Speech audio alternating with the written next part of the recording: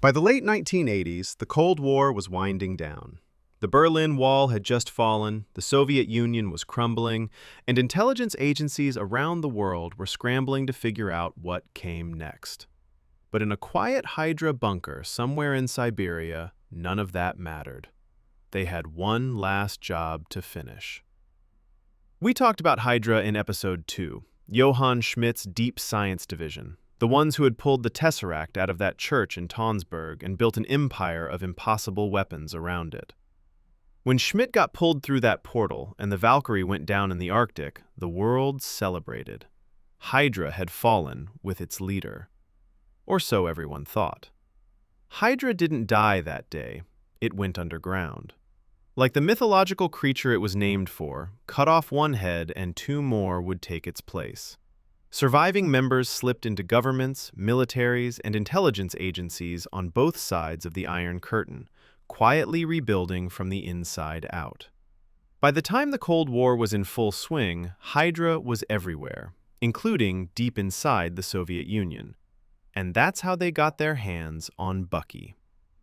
We talked about him in Episode 2, the Winter Soldier, Hydra's ghost, wiped and frozen between missions for decades. In 1991, they were calling him in one more time. His target was Howard Stark. You know Howard, the genius industrialist who had helped Steve become Captain America, who had recovered the Tesseract from the ocean floor, who had founded S.H.I.E.L.D. alongside Peggy Carter. By 1991, he was older, quieter, and he had stumbled onto something Hydra couldn't let him keep. He had recreated a version of the super soldier serum. Not the imperfect one Zola had used, not the one Erskine took to his grave.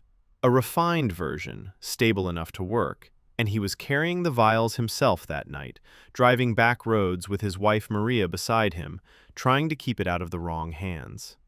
He never made it home. The Winter Soldier intercepted them on a quiet stretch of road. There was no chase, no shootout, just a man who didn't remember who he used to be, finishing a job. Howard and Maria Stark were gone. The vials disappeared into Hydra. And the world, including Howard's own son Tony, was told it was a tragic accident, a car crash, nothing more. Hydra used those vials to try to build something they had been chasing for decades, a team of super soldiers, enhanced operatives who could work at scale.